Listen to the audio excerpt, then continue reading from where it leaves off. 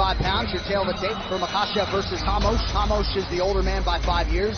Makhachev taller by 4 inches. He will have a slight half-inch reach advantage. All right, now for the particulars. Professional record, 10 wins, 2 losses. He stands 5 feet 6 inches tall, weighing in at 156 pounds. Fighting out of Rio de Janeiro, Brazil, presenting the World Cup Pan American and ADC Jiu-Jitsu champion, Davi Tasmanian Devil.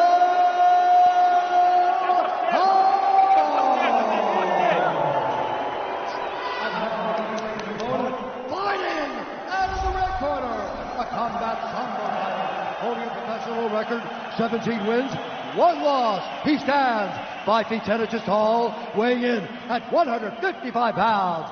Fighting out of Makhachev, Russia, presenting the Combat Sambo World and European Champion, Islam Makhachev. And the action begins. Our referee in charge, Peter Hickmott. Peter Hickmott got the fresh fade for tonight. The beautiful Luciana Andrade getting ready for round 1 here. A lot of Makhachev support in this building. Davi Ramos trying to mute the Abu Dhabi masses here. Makhachev is in red. Davi Ramos is in black. Opens with an early kick to the body. Make the switch to Body Armor, the official sports drink of UFC. More natural, better sports drink. Grab one today at Speedway. That left high kick is one of Makhachev's best weapons. He lands it very well, especially on a southpaw. It's going to be there.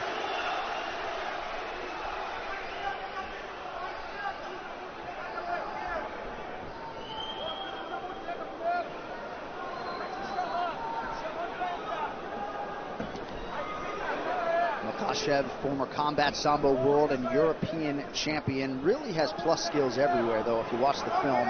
Outstanding jab, good in the clinch. Opportunistic submission game, knockout power.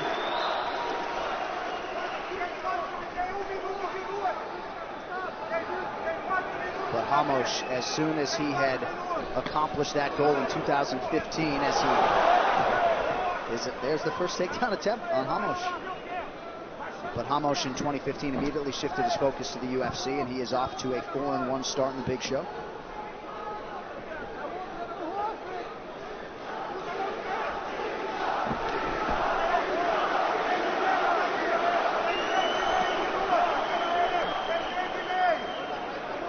Ramos has worked so hard to try to close that gap between his grappling and his striking. Said he can't be the UFC champion with just jiu-jitsu, but certainly got hands and he has power. I'd like to see Ramos use similar tactics as Ferreira. I mean, he can throw whatever he wants because a lot of people don't want to take him down. So keep the offense high, keep the pressure high. That'll shut down the kicks of Makhachev, and then look for your takedown or have Makhachev take him down.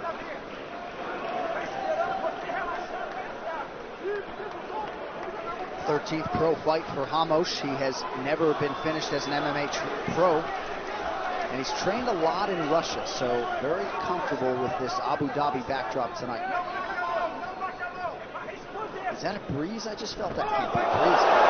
That was from the left hand that just landed from Makhachev right there. That's what you felt. That was fast and it was hard and it hit right on the button. And the longer Ramos waits on Makhachev, it's going to be a long night for him. He needs to be first and needs to not be waiting to counter. Crowd chanting for Islam Makhachev.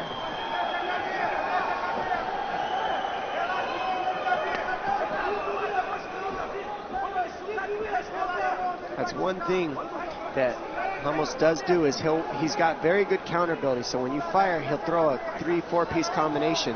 But a lot of times he's just waiting. And so is Makhachev. And that's what we're seeing right now. They're waiting on one another, looking to counter each other.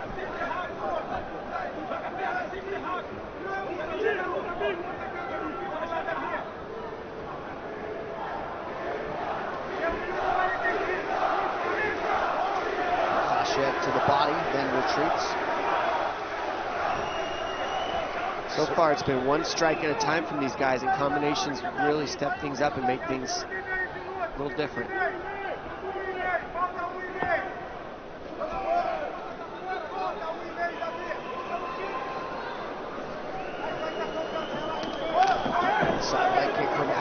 Ramos counters. See, once you touch him, Ramos throws almost every single time. But if you don't go first, he almost waits. You touch him and he'll go right away.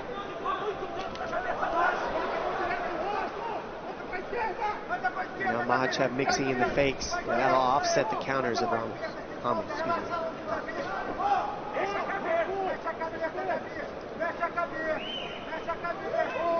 Ramos keeping that guard high.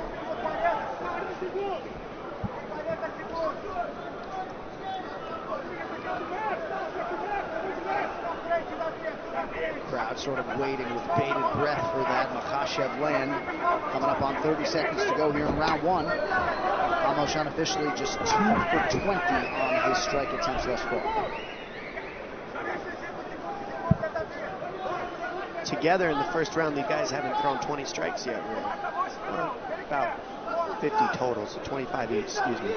But the offense has been very low, and they're really just waiting on one another, looking to counter each other. Counter versus counter. Yep. Ramos appeared to land a right hand partially a moment ago. 5 minutes down.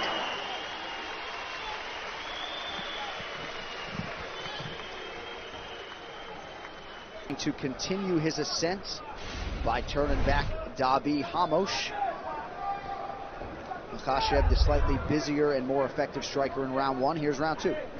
And I love Ramos' corner saying you got to be first. I couldn't agree more. He's got to quit waiting and just go. Let his hands go and be first.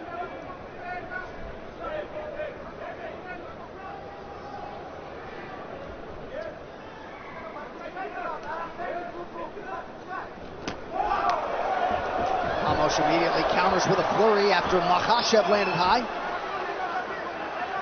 He almost waits on you to go before he goes. It's like give one, take one, give one, take one. And if Ramos just is the first to go, things might change up.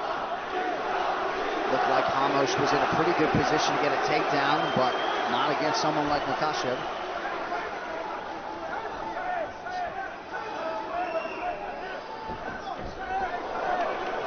Makhachev absolutely deadly in that clinch setting. About a minute gone by here in round two. Makhachev lands to the bottom.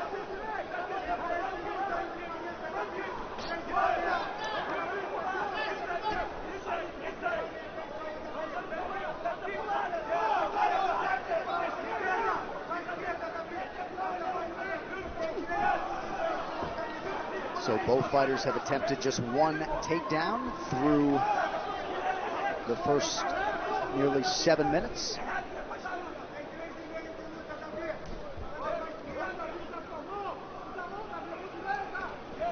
Makhachev starting to press forward, working off that jab out of the southpaw stance.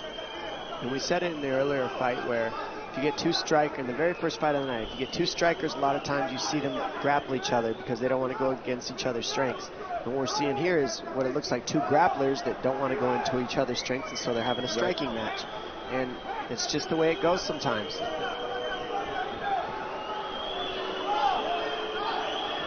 Neither of them wants to give an inch, and so they end up just not doing too much. Nice counter by Makhachev.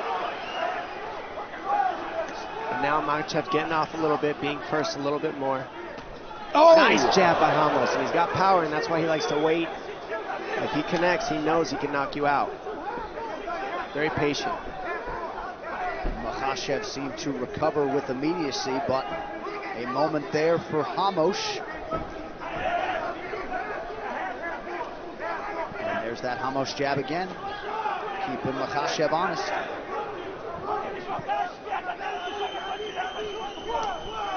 Beautiful handwork there by Makhachev.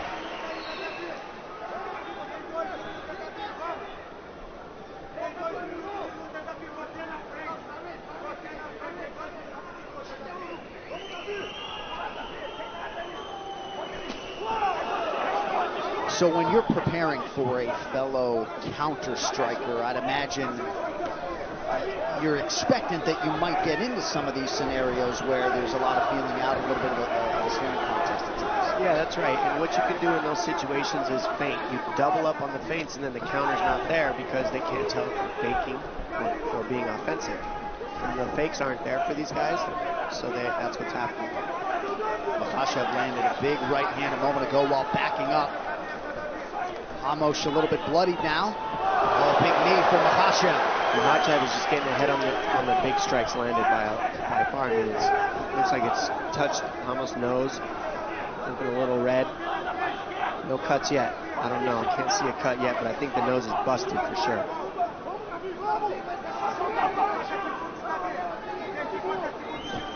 Ramos just waiting a little too much. He needs to be first, and that would really help him out. The same as Fajeda. Fajeda fought this style as well, just waited. It would be tough against his opponent, Taisimov. But he went first all the time, and it kept Taisimov on his heels, and that's what Ramos could do to make a little difference. But he's waiting on Makhachev, and he's getting out first. And Islam's starting to put it all together now, landing nearly 60% of his total strikes, mixing it up well. And I didn't think Islam would really go for takedowns. I figured he would keep this fight on the feet, and that's what we've seen pretty much so far.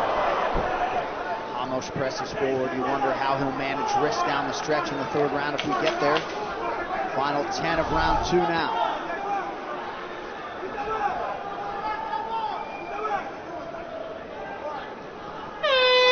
Good round for the Russian.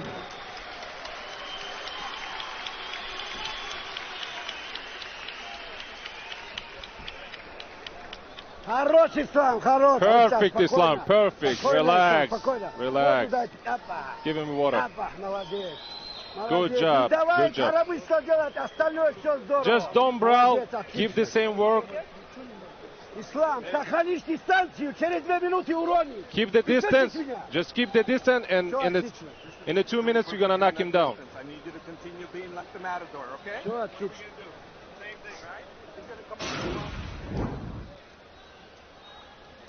Goes to be thrown, and you see Ramos throws it like a check hook jab type of punch, and it connects, and you see this left hand really hurt Ramos, and another one down the pipe right to the nose. So probably the strongest, most significant punch was that hook jab hook looking punch that Ramos threw. It was like a mix of the two, and it kind of rocked Makhachev, but the accumulation of left hands is really adding up. All right, round 3 brought to you by P3, the official protein snack of the UFC. Davi Ramos was super excited when he heard that Islam Makhachev had accepted this fight. Now we'll see what the Brazilian Ramos can do over these final 5 minutes.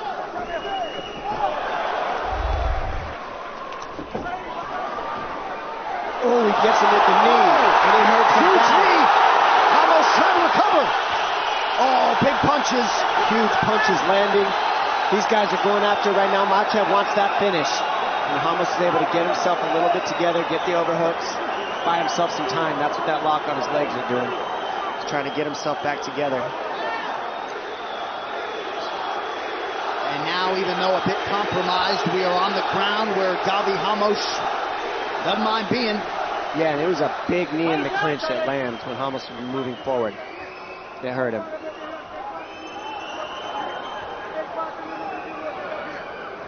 And keeping Ramos' head up against the fence is a real smart tactic because of the way it's hard to move your hips there.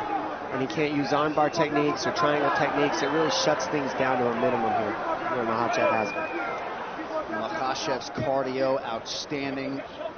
Certainly been very accurate with these ground strikes thus far. Islam pressuring his hips, keeping very tight. Almost looks like he's got himself back together, though.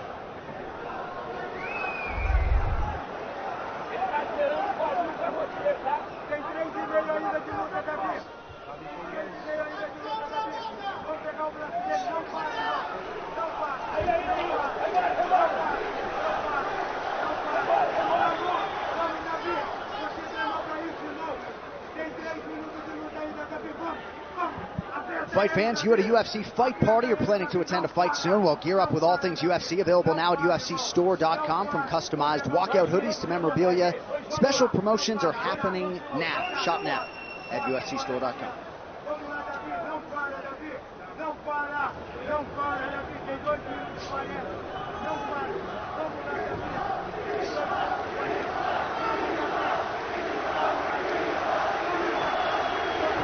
Makhachev staying active, continuing to work on Davi Ramos here on the ground. 2.5 minutes now to go in this third and final round. If you're ever going to be on the ground with Ramos, you're going to want to keep his head up against the fence, just like Makhachev's doing. Smart game plan. Keep him parallel with the fence. He can't move his hips. Can't really dig underhooks. And Ramos is good with staying on his back and not getting to his feet right here. So Islam's happy to oblige. 3 times Ramos has been warned for interlocking his toes or fingers in the fence. Good pressure by Islam, keeping the legs out of the equation. And right here, this is a nice way to go for an armbar here. He tries to get the balance off, but the fence being there just really changes things. Plus, it's so slippery and hot, so they're so sweaty. Very hard to get armbars, especially in the last minute and a half after the damage that's been inflicted. But it shows you how confident Makhachev is, more than willing to engage Ramos in this realm at this stage of the fight.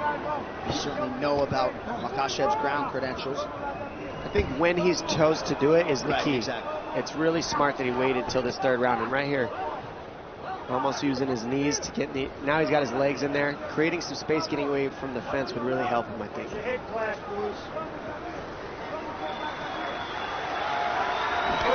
Appreciative crowd for these two warriors as we hit the final minute of the fight.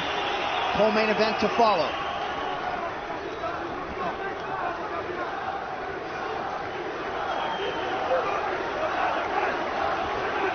Crowd once again vocal in its support of Islam Makhachev. And you got to think if he wins tonight, likely to draw somebody else in that lightweight top 15. But what's so different about this fight scenario than a jiu-jitsu match is the fence. I mean, you can't move your hips. There's no space to create sweep scenarios. He's looking for arm bars from here, but because the fence is behind, he can't really move the way he wants to create the sweep scenarios as well. So it just really limits you when your head's there. Some conversation is going on there, not sure exactly what. Final seconds of the fight. Islam Makhachev looking to put the finishing touches on what would be his 7th UFC win in 8 tries. Outstanding effort from the Dagestan native Islam Makhachev.